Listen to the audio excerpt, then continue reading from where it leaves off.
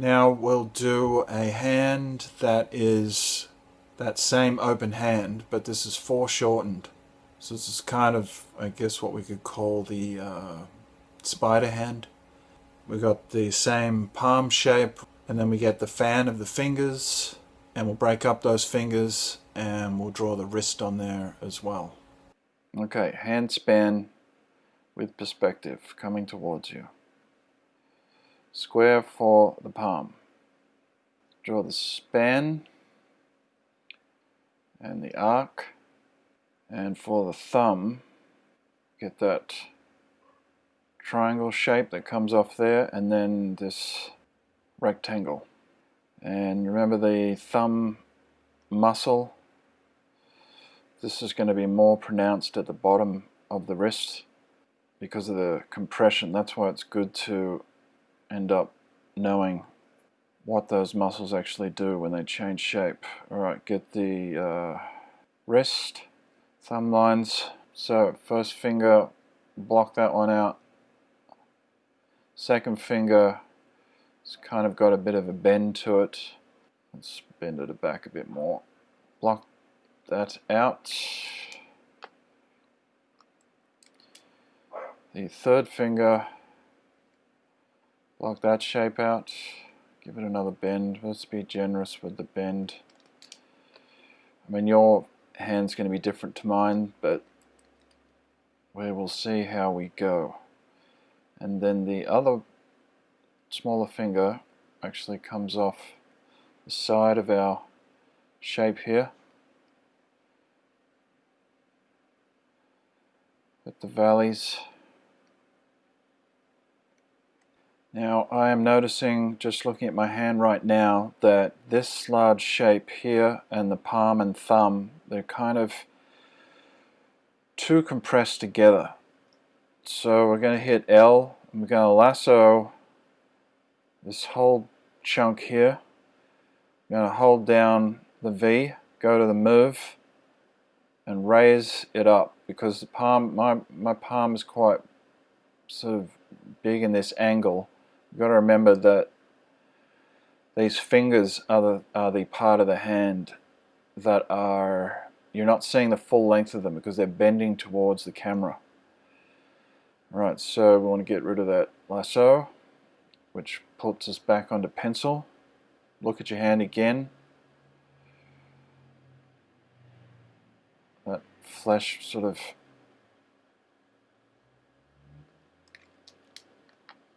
like that.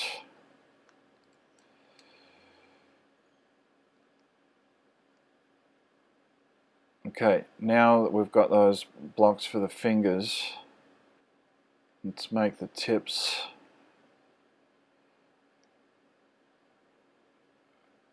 bigger.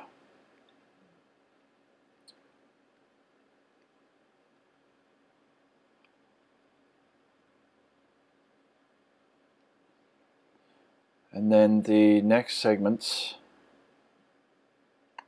see, this is where those lines come in handy. From the hand that we did before, I'll just quickly do a rough, the one that was flat and open,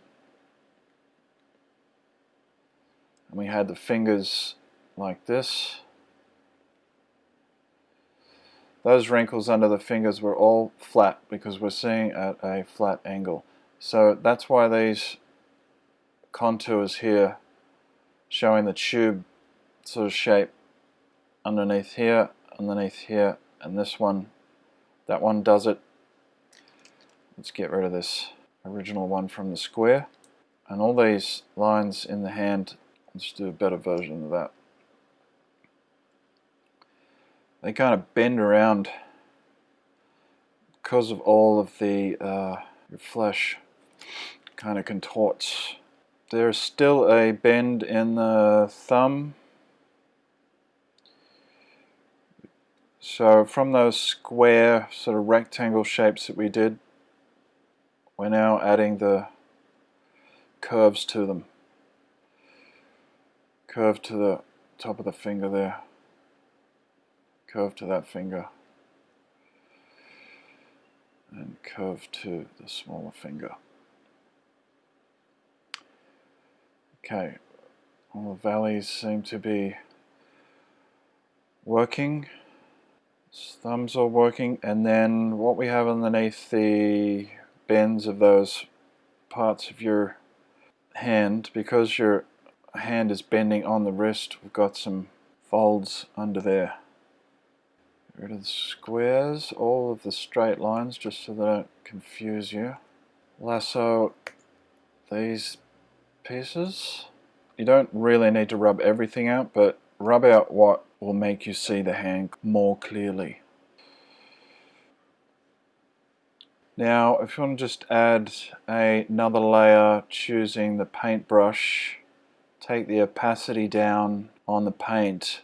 This is just to accentuate. Let's rub that out. Oh no, we're on the wrong layer. Yeah, make sure you're on the right layer when you're trying to rub something out. Not like what I just did.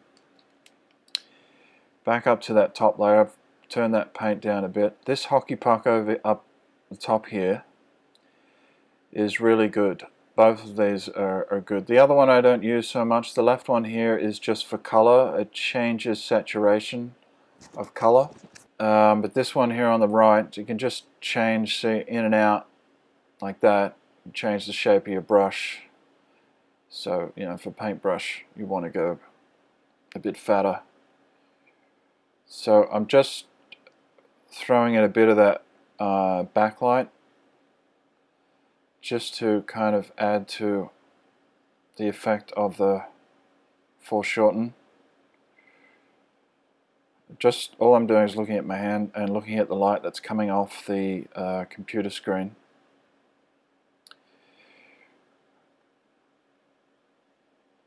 So you just go back to the hockey puck when you see a thinner bit of shade. Back to the puck if you want it thicker. Thin in these lines, really thin down for that line. And down the wrist, I'll do it thicker. I mean, this is really rough shading here. Okay, alpha down on the hand that we've drawn and do our red thing again. So that square was the palm. Big, much bigger span than the last one, obviously, because of the foreshortened angle. And then you whack in that, hit the triangle for the thumb. Folds, they show you the angle of how the palm is behaving. Got to have the wrist. All of these things help.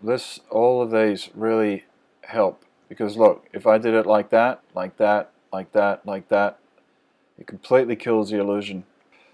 But now it's all coming towards us. And that is your open hand span perspective. So, looking again at this drawing of the perspective hand span, I have realized that I haven't pushed the perspective of these fingers enough. And I also had, so if we go to lasso, just jumped ahead of myself here. This was the final hand.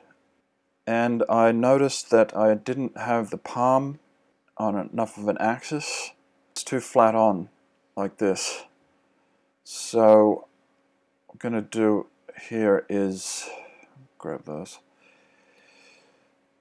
is hit the V key and rotate the palm.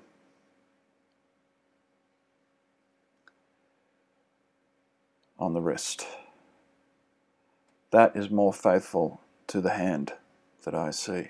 But that is not where the mistakes end. What we need to do is alpha down and just restructure over the top again with a new red layer.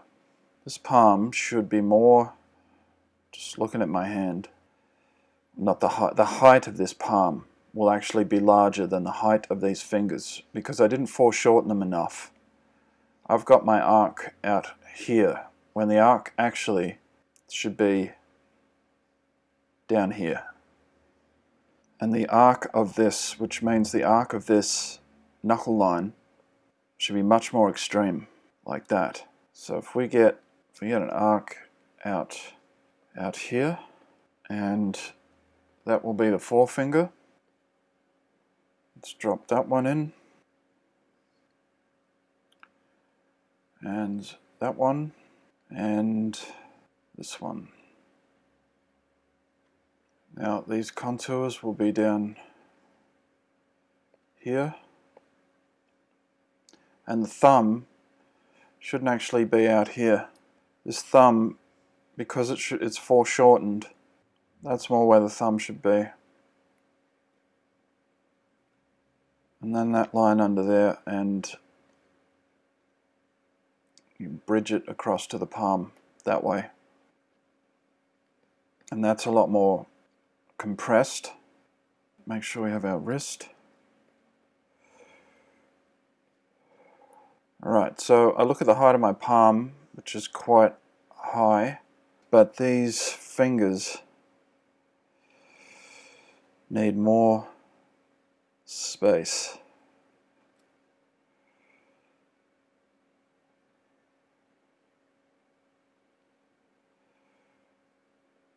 Yeah, because when you spread and then tilt forward, there's quite a gap. Those valleys are quite wide. So I've just lassoed and held down V to move that thumb out a bit, just to make up for making the wider valleys. Okay, so now the fingertips, because your finger is made up of those three sections, the foreshortened fingertip is actually about half the size of the finger, looking at that angle. So that tip would be about there. And you can make them quite big.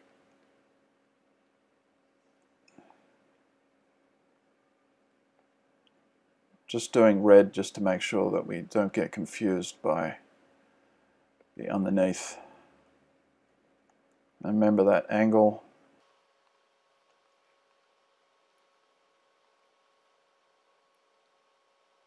Okay, so we can hide the pencil version underneath. Let's just look at our hand again, just make sure. That pinky muscles kind of flares out a bit more than what I had. Okay, alpha down the red. New pencil layer over the top. Now, let's just make sure that stays like that. It's actually more extreme than that. Lasso. Rotate.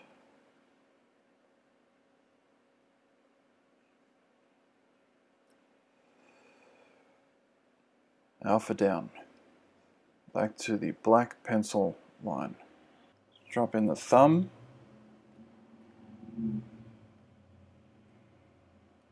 Thumb muscle. Pinky muscle.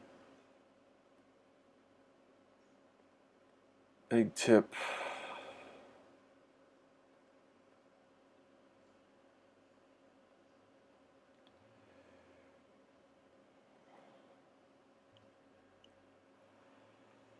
Middle finger, big tip, lasso. Drop that down. Take the pencil.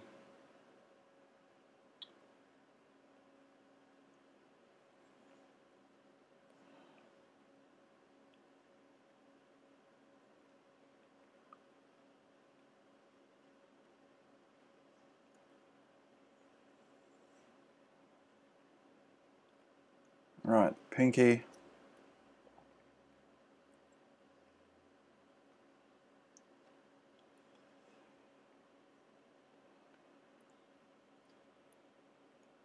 Thumb line, a crease on the wrist line there.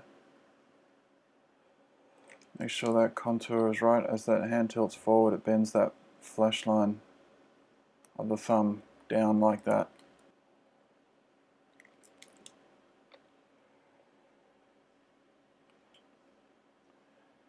Okay, that is better. Kill the red underneath. I will do a little backlight shading thing just to accentuate this angle.